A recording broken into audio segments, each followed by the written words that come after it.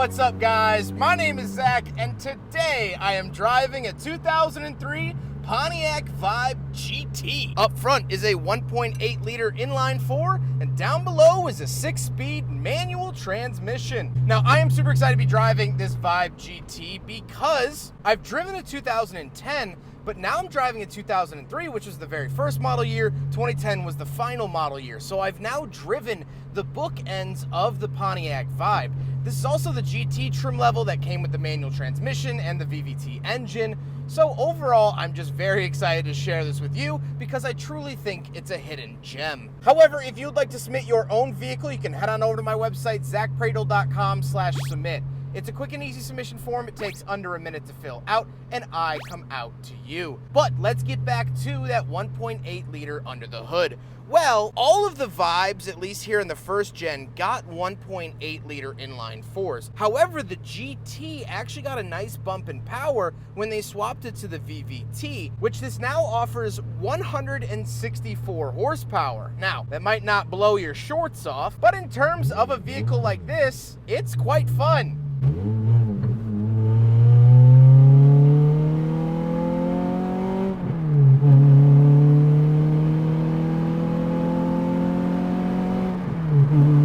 Woo! It's a lot of fun. And to my shock, it has an over 8,000 RPM red line.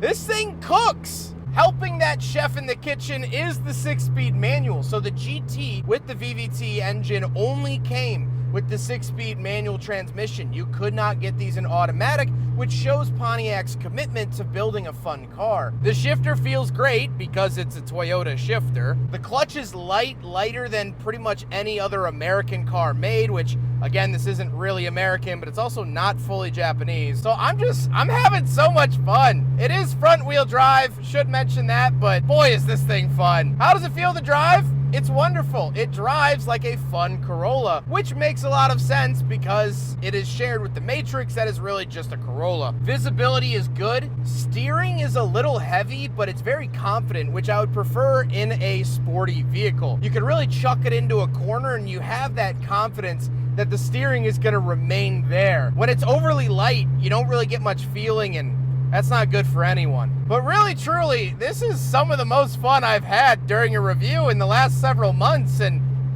you wouldn't think that out of a Pontiac Vibe. Or maybe you would.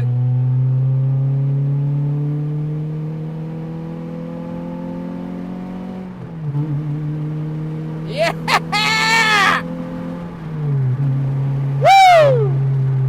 With that stuff out of the way, let's talk about the interior. Well, in front of me, I have 4 gauges. Off to the left is my tachometer, in the center is my speedometer, and off to the right, I have my fuel and coolant temperature. The steering wheel doesn't have anything on it. I do have cruise control at the bottom right, which is on its own stalk, but just a Pontiac badge. That's it. And off to the left, we do have a climate control vent, our power mirror switches, gauge dimmer and dome light dimmer switches, trunk release, security light, and we get this fun little pocket, which is actually really helpful. On the door, we have our power locks and power windows. And moving into the center, we have a climate control vent, hazard switch, rear defrost, AC button, as well as an aftermarket radio. And down below, we have our climate control options. Of course, this includes AC, but where to send it off to the left, fan speed in the center, temperature off to the right. Down below, we have a 12-volt outlet, but we also have a 115-volt, 100-watt wall outlet. Very, very strange to see that in not only this size of car, but you don't get a grounding plug. So it's only a 2-plug operation, but very, very cool to see in a car this size. You often see these in pickup trucks, but not a Pontiac Vibe. Then we have the shifter itself. This is not the original shift knob. However, I like the shifter location. It's nice and easy to reach, which I feel like a lot of cars kind of overlook the ergonomics of the shifter location. Well, the Vibe actually does it really well, so that's nice to see. Then we have more cubby space and cup holders, so we'll do a big friggin' bottle test, but unfortunately, yet very predictably, the 03 Pontiac Vibe GT fails the big friggin' bottle test. Then we do get a dual opening center console, and we'll talk about the seats. The seats are very basic, even at the GT level, which I would have liked to have seen like GT stitched in them or something. However, not the end of the world. They're fine, they're doing the job, and I don't have any major complaints, even though it probably sounds like I do. However, speaking of seats, we do have back seats, so let's go do a back seat review. All right, so we're in the back of the 2003 Pontiac Vibe GT. A couple of things to note. First of all, knee room good, headroom good. I fit in the back of a Vibe, which was a smaller car, and I'm not a small guy, and so I actually fit back here. The interior packaging is wonderful. I do have a little pop-out cup, very pop-out cup holders. Just gonna leave that there. I don't get a center console or anything like that, but like I said, the space back here for a compact car is wonderful. You're going to be able to fit your friends. You're going to be able to do whatever you want to do back here in a very spacious, nice, friendly way. And that's just not to be expected out of vehicles of this segment. Let's hop into the very back, talk about some more interior packaging with the trunk and cargo space, and then we'll talk about the looks. So around the back, you can pop it up like that, and we do have our trunk space back here. We can pull this up as well. Spare tire, things like that down there. We also get this sweet Pontiac Vibe rear cargo carpet, I guess. Some storage over here as well, and here too.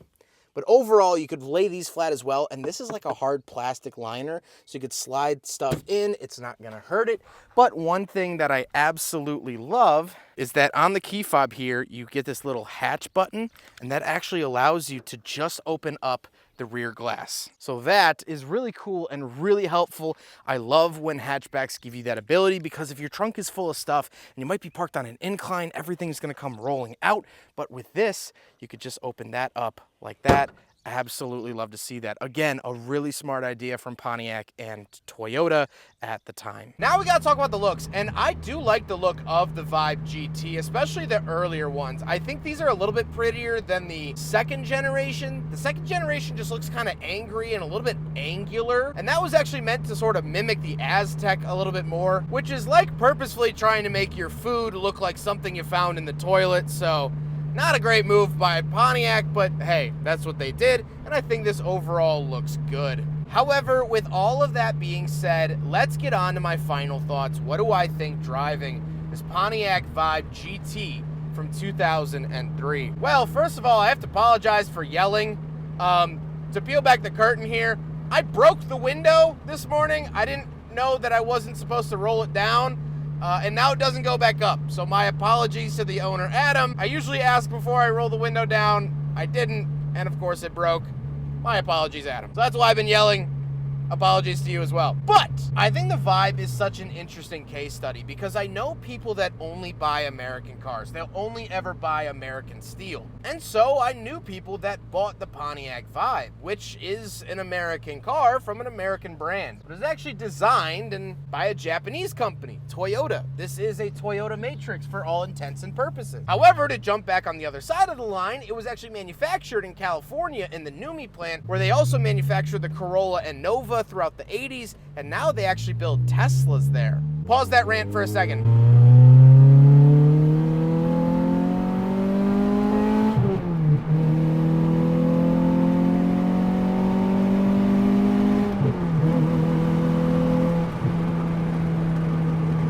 Where was I? So this was actually built in American, so it is kind of an American car, but not designed by American, and it doesn't use American parts. It has a Japanese engine and Japanese transmission. But what this car is very good at is its usage of space. This is a small, economical car, and yet I don't feel cramped. I don't feel like I was scraping the bottom of the barrel.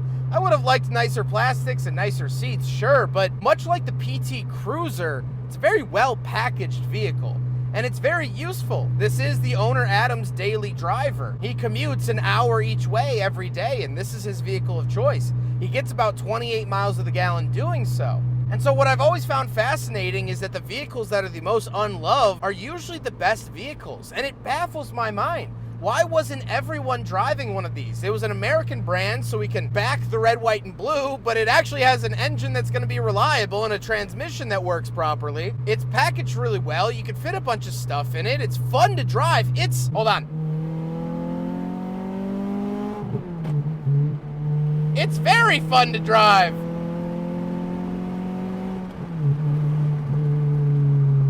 I would say more fun than like a Pontiac G6 manual that was completely American made with no help from Toyota.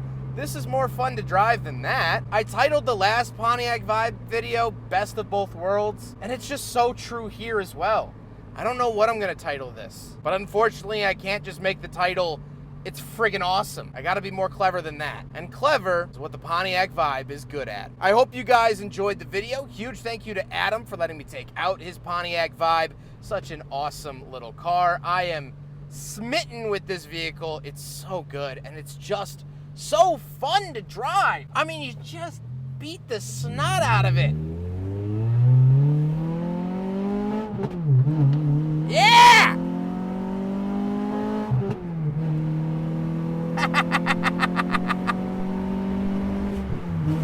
Oh, take care, guys. I hope you enjoyed it. Rate the video, comment the video, do whatever you need to do. But go out and enjoy the day. Take care, guys.